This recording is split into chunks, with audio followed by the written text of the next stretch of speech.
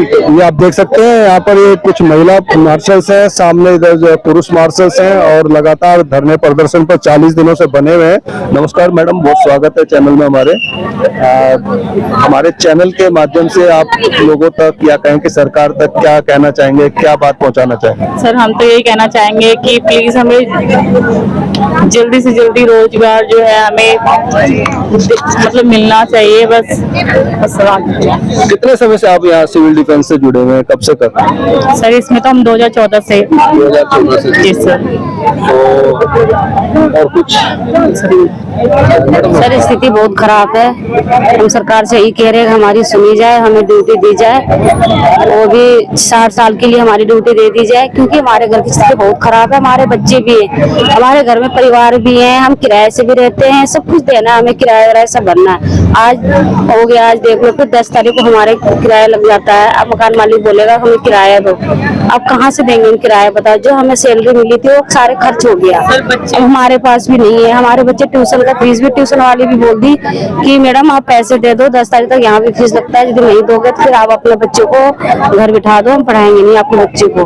हम बहुत गलत, बहुत वैसे बहुत परेशान है हम, घर से भी, हर चीज से भी।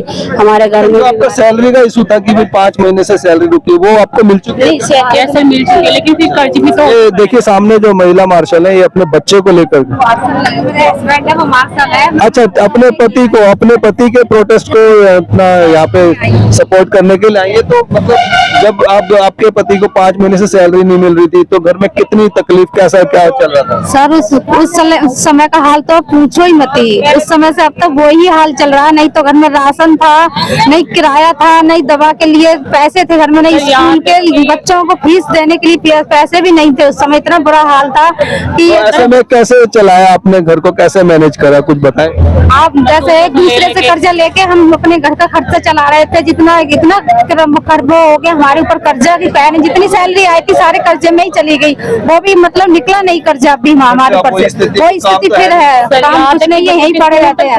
ये मेरे बच्चे हैं, 2 बच्चे हैं, एक कहीं खेल रहा होगा। मेरे को आज 40 दिन हो गए यहीं दिन रात यहीं रहती हूँ मैं, इस वाले उसमें यहीं सोती हूँ। दिन रात में? हाँ, यहीं रहती हूँ। मेरे दोनों बच्चे, मैं, मेरे हस्बैंड सब यहीं रहते हैं। हम लोग घर नहीं जाते, क्या करें, घर जाके करेंगे क्या? आपको लगता नहीं कि प्रोटेस्ट के बजाय मैं अपने कहीं और दूसरा काम धंधा देखूं? नहीं सर, कौन देगा सर? जब मेरे हस्बैंड लगे थे तो उनकी एज 27 साल की थी और आज उनकी एज 32 साल की हो गई। इतने उसमें कौन दे देगा? ये एक बहुत बड़ी बात है कि जब एक एज 30 साल पार हो जाते हैं तो उस 30 साल के बाद ज्यादातर किसी भी कंपनी में, फैक्ट्री में जाओ तो जल्दी से कोई रखता नहीं है, सबको यंग बॉयज गर्ल्स चाहिए।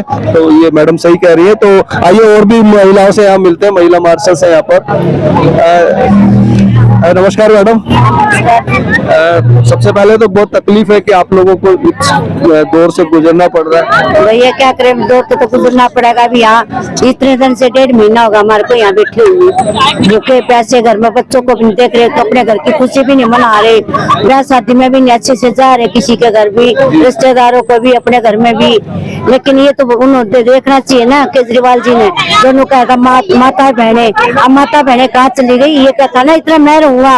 अब इतनी माताएं बहनें बेटी अब सामने बैठी, अब कहाँ चली गई? अब कह रहा था माता बहने मेरी, और इतना मैं रहूंगा, कहीं नहीं जाओगी तुम, कोई नहीं, किसी की ताकत, किसी माई के लाल की ताकत नहीं जो हमारे को हटा देगा।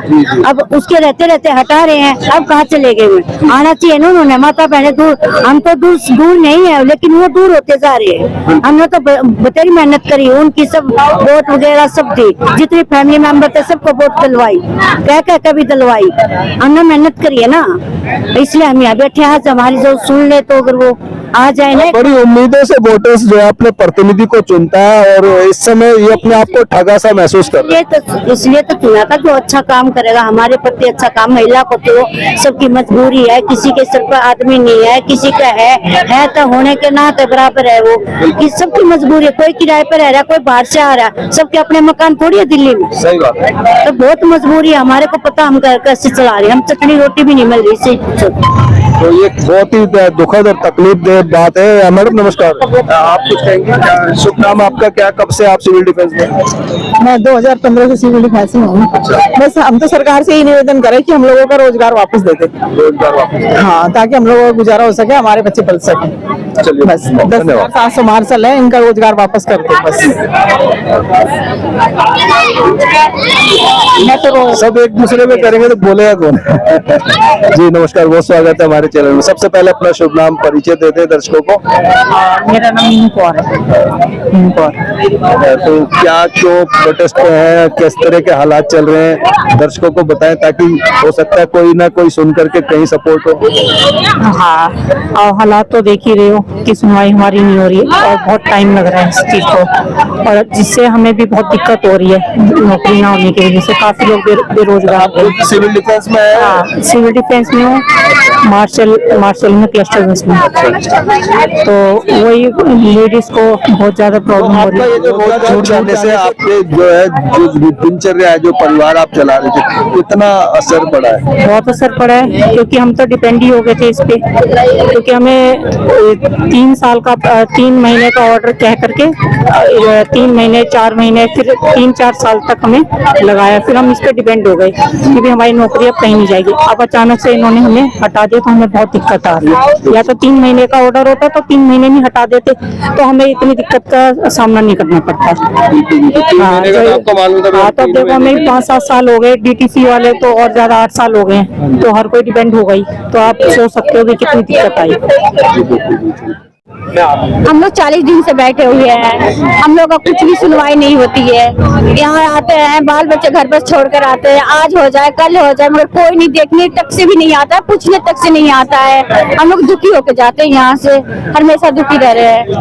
अब 40 दिन हो गए हैं और आपको पता सरकार सुन नहीं रही, नहीं सुन रही है। आपको कुछ अपने जो ये तरीका है उसमें कुछ बदलाव लाना चाहिए या इस प्रोटेस्ट को छोड़ देना चाहिए, क्या लग रहा है आपको? नहीं, हम छोड़ेंगे नहीं, हम लड़ेंगे। हाँ, लास्ट तक लड़ेंगे, अपना हाथ मान के पाक रहेंगे। इतनी बड़ी बात है, बहुत बड़ी बात है, और ये पूरा जुनून इनके अंदर है कि चाहे कुछ भी हो जाए ये यहाँ से नहीं हटेंगे। इस बात को महिला ने अभी बताया। और आइए और भी जो है मार्शल्स जो है यहाँ पर अपनी बात कहना चाह रहे हैं। आ जाओ सर, इधर आ जाओ।